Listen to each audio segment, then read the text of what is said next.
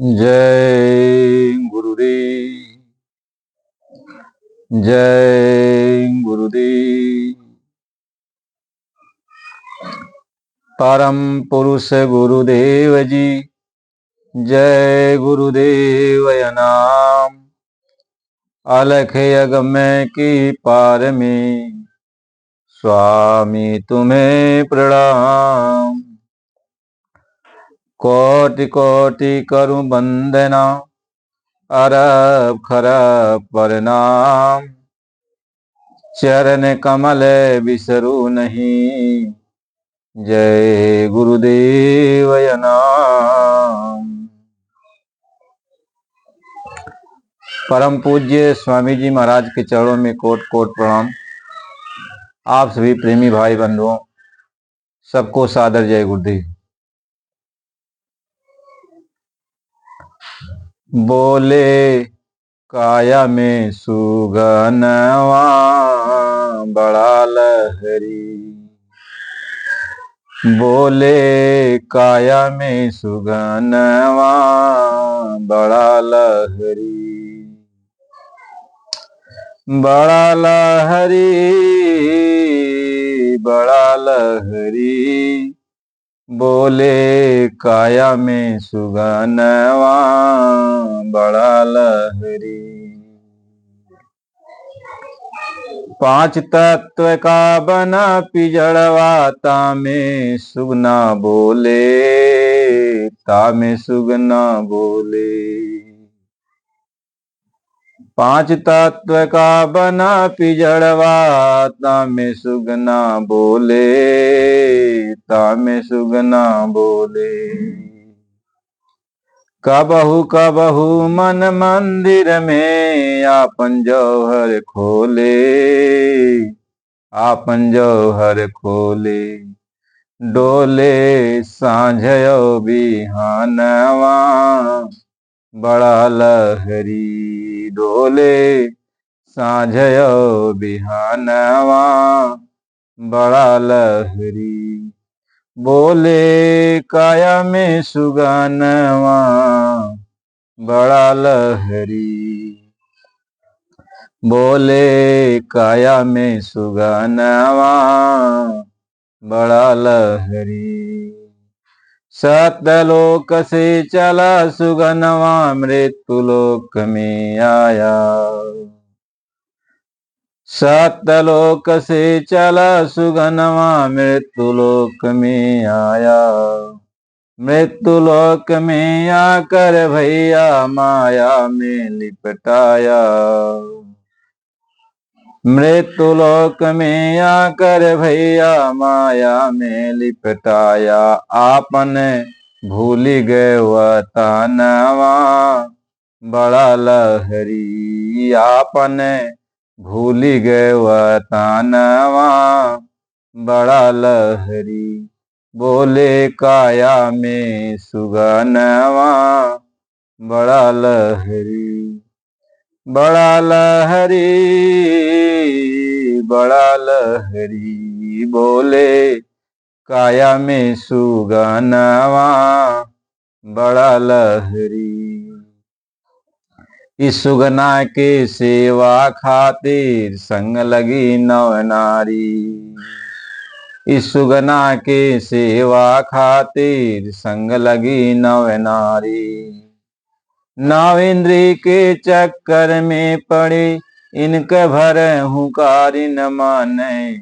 संतन के कहानवा बड़ा लहरी। न माने संतन के कहानवा बड़ा लहरी। बोले काया में सुगनवा बड़ा लहरी। बोले काया में सुगनवा बड़ा लहरी। मात गर्भ से जन्म लियो है माता दूध पिलाए। मात गर्भ से जन्म लियो है माता दूध पिलाए।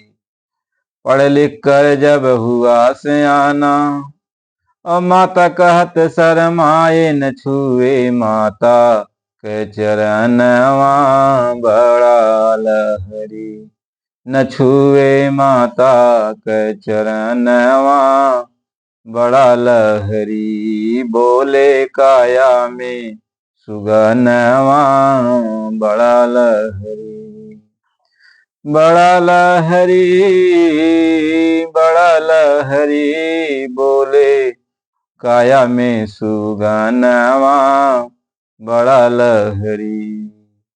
जय गुरुदेव कहें कि सुगना अब से धर्म पे आजा।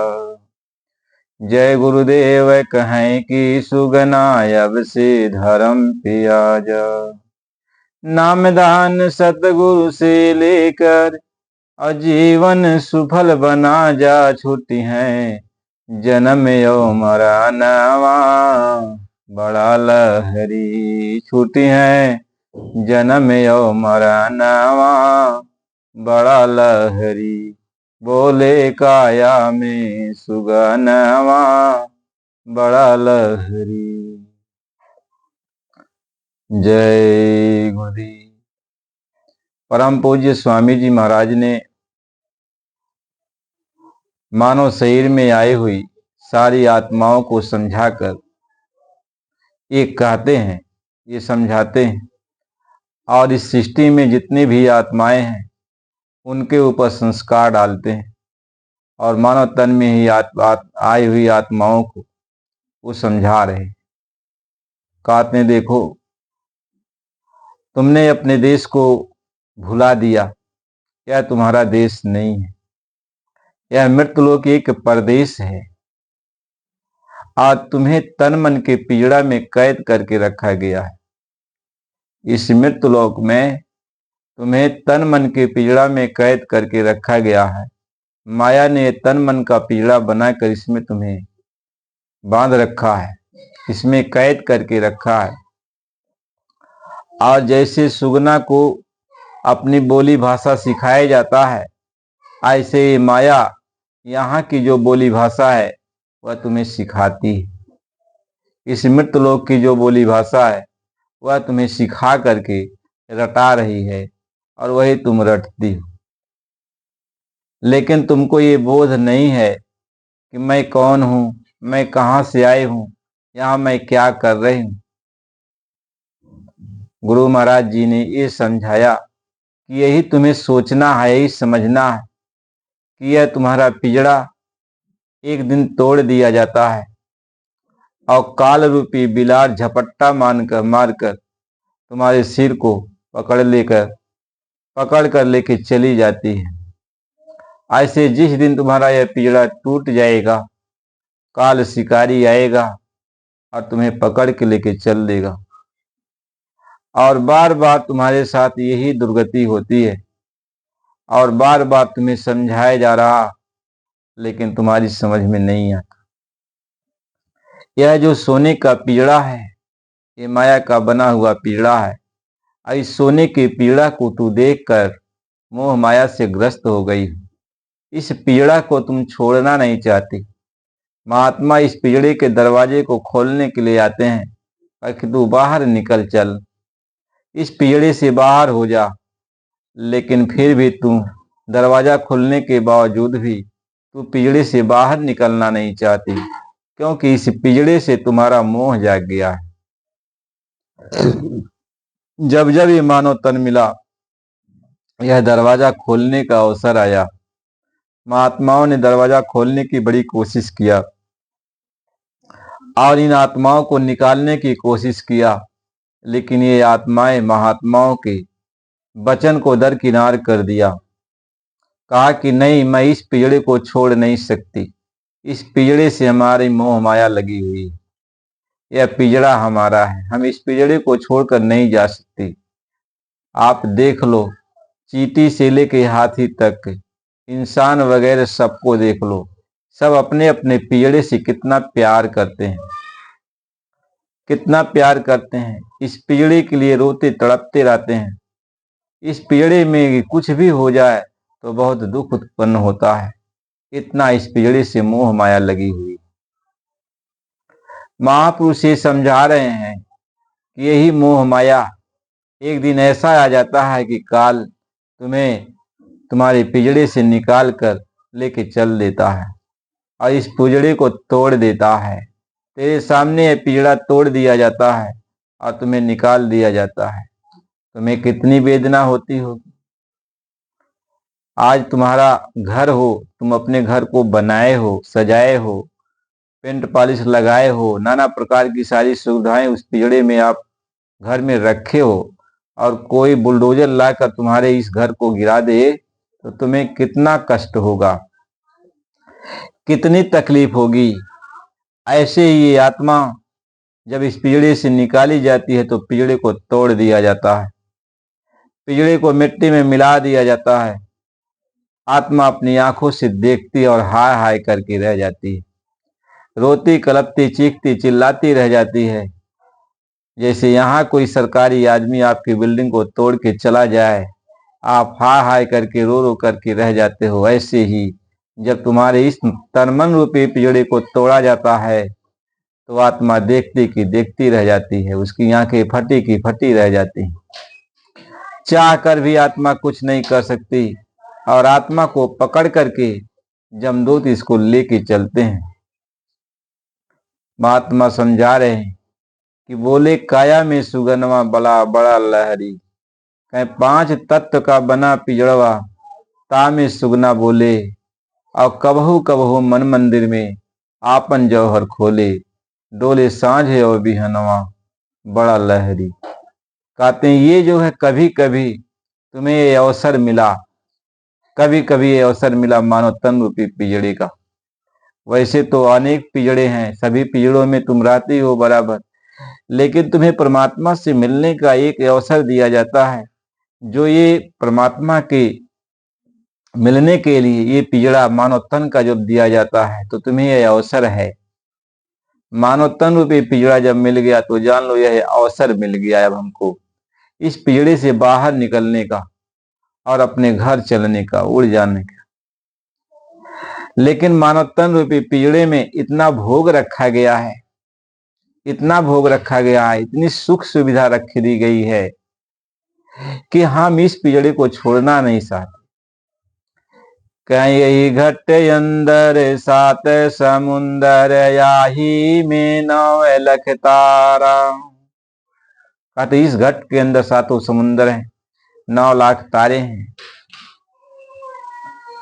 यही घाट अंदर 7 समुंदर याही में 9 लख तारा। ये घाट अंदर मोती उपजे याही में होते फुहारा। इस घट के अंदर मोती, हीरा मोती, जवाहरात सब हैं और हम सब कुछ पा करके इस घट को छोड़ना नहीं चाहते, इस पिंजड़े को छोड़ना नहीं चाहते। इस पिंजड़े के अंदर सब कुछ बना हुआ है, सारी सुख सुविधाएं आपको दिया गया है।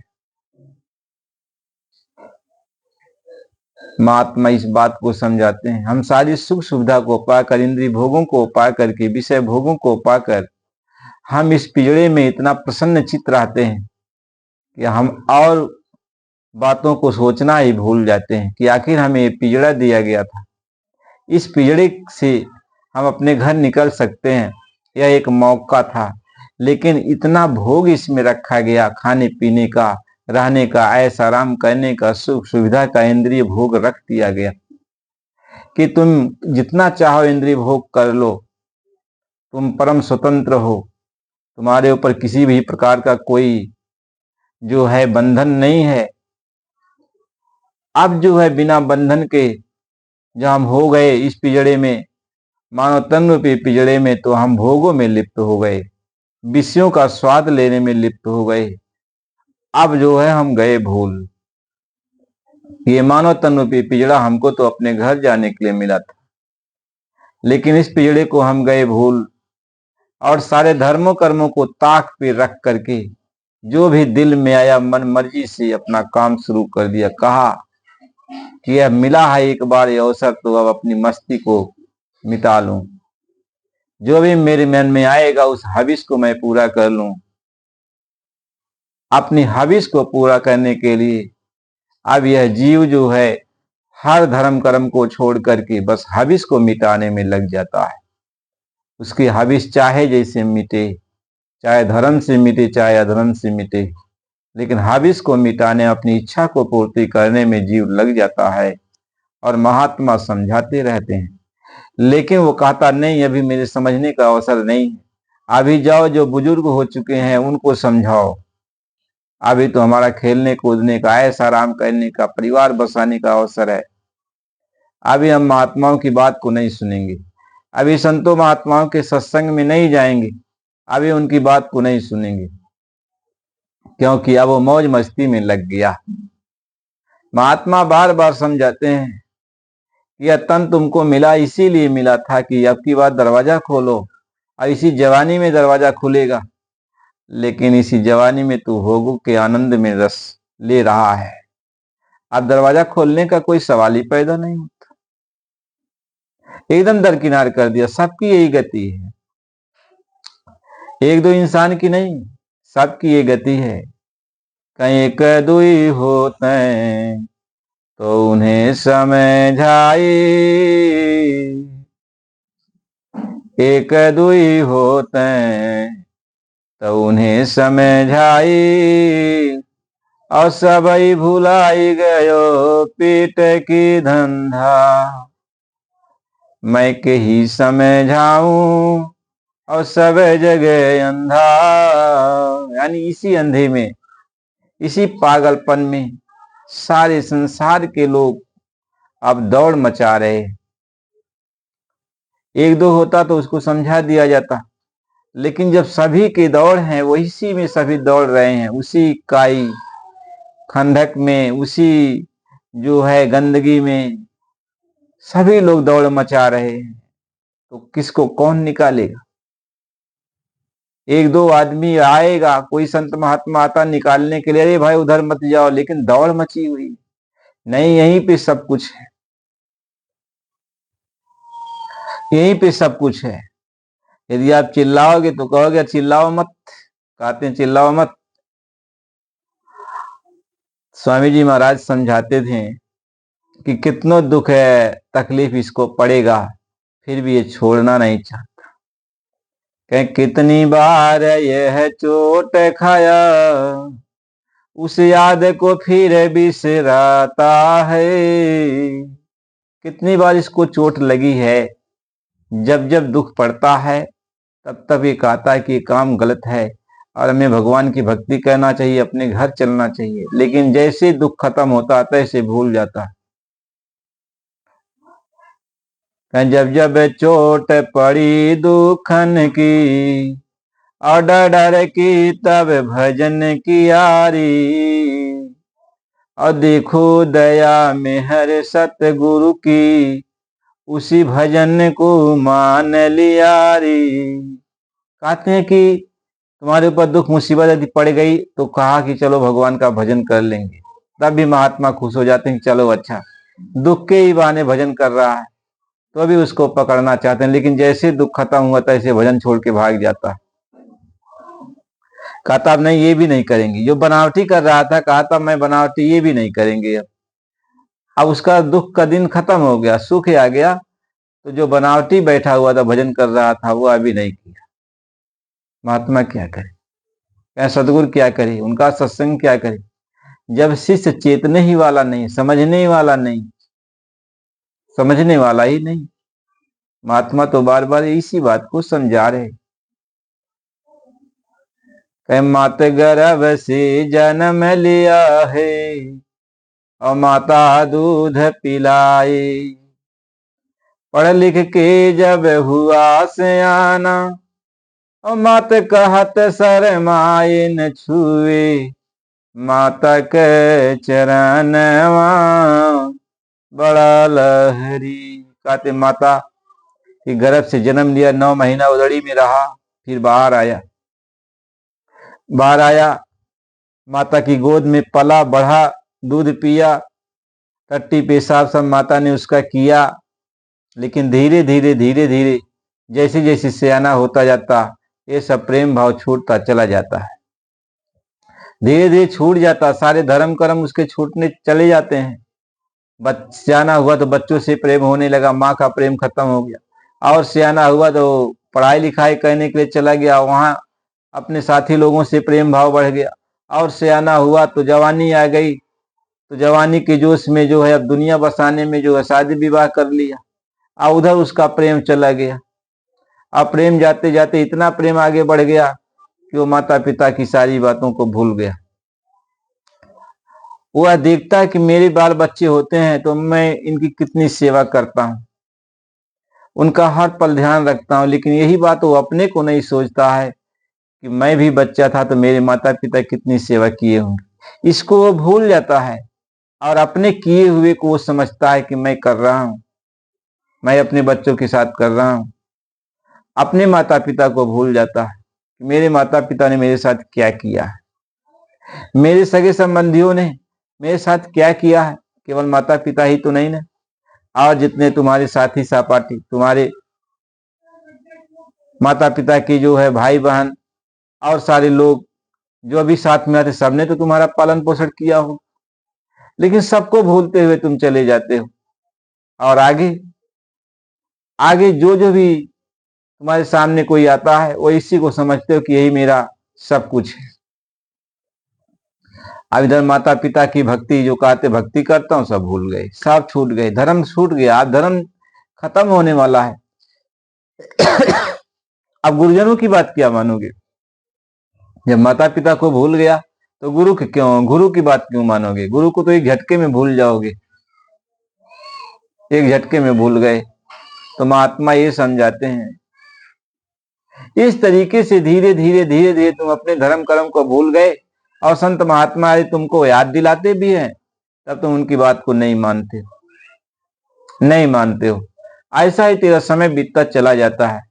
बार बार जब जब मानव तन मिला तब तब तुमने यही गलती किया, और यही गलती की सजा तुम्हें नरको 84 में कितना भोगने भरने को पड़ रहा है, जिसका कोई ठौर ठिकाना नहीं है, जिसका कोई ठौर ठिकाना। महात्मा ये समझाते हैं कि देखिए जो 84 लाख योनियां हैं, इसमें वही आत्मा है जो मानव तन में आई हुई थी। ऐसा नहीं है कि उनको सीधे 84 में किसी को सीधे नहीं डाला जाता। जब आत्मा ऊपर से आती है सतलोक से, जब काल भगवान के हाथों में सौंपी गई, तब काल भगवान पहले इस आत्मा को मृत लोक में जो है मानव शरीर देते हैं। मानव शरीर में उसको कर्म करने का अधिकार दिया जाता है, पाप और पुण्य करने का अधिकार दिया जाता है, अच्छा बुरा कहने का अधिकार दिया जाता है। और यदि वो अच्छा करी तो उसके लिए जोनियां बनाई गई हैं, स्वर्ग आदि वैकुंठ लोक में वो भेजे जाते हैं। वहां वो जो है दिव्य शरीरों में रहते हैं, उनकी वहां दिव्य शरीर होती है, उनके शरीर प्रकाश से परिपूर्ण होते हैं, और जो इच्छा वो करते हैं सारी इच्छा उनकी पूर्ति होने लगती है। वहां नैनों से भोग चलता है, नैनों से परिवार बसते हैं, सब अलौकिक होते हैं। तो वो सुख सुविधा जो है, यदि आपने अच्छा किया तो स्वर्ग वैकुंठ आदि लोकों में दिव्य शरीरों में आप वहां जाके रहते हो और भोग भोगते हो। जब भोग खत्म हो जाता है तो फिर सीधे मृतलोक में आपको मानव शरीर दे दिया जाता है। लेकिन कहीं आप पाप करते हो तो आपको दिव्य शरीर न देकर, दिव्य शरीर को न देकर के आपको पापमय शरीर दिया जाता है, कि जिस पापमय शरीर से आपको भोग भोगना है वह भी लिंग शरीर होता है। उस शरीर से आपको जो है पाप भोगना पड़ता है, नरकों में जाना पड़ता है। नरक भोगने के बाद फिर 84 की जोनी में जाना पड़ता है। जब फिर भोग खत्म होता है, जितने समय का भोगना है, तब फिर मानव तन आपको दिया जाता है।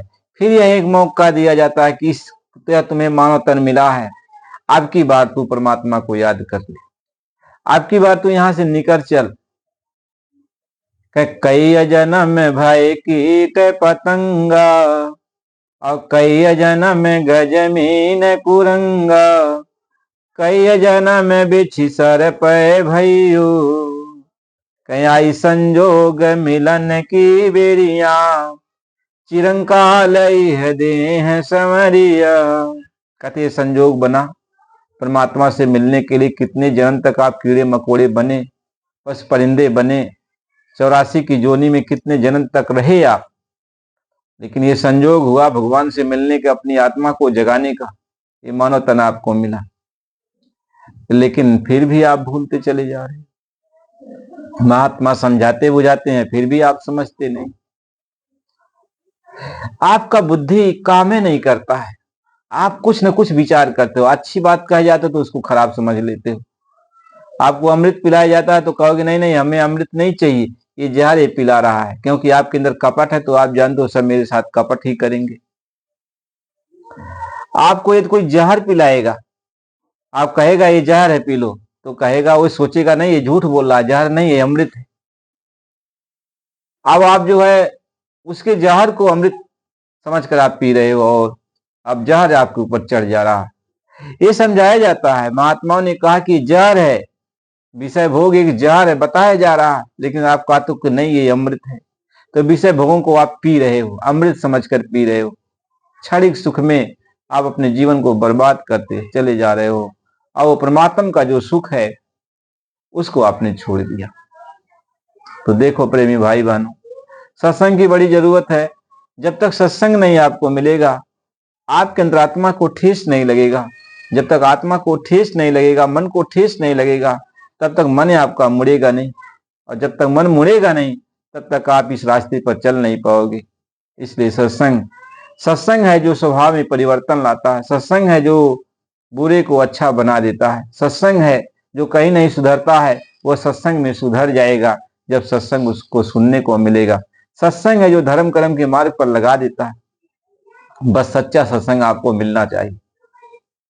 क्या सच्चा साबुन लेत न मूरख किया संतन की पासा, धोबिया जल बीच मरते पियासा। तो सच्चा साबुन कहाँ मिलेगा, सच्चा सत्संग कहाँ मिलेगा, संतों के पास मिलेगा। तो आप संतों के सत्संग में आप आओ जाओ। आपको प्रेमियों फिर अगला सत्संग अगली वीडियो में आपको मिलेगा। इसके लिए आप चैनल को लाइक सब्सक्राइब कर दीजिए। जय गुरु।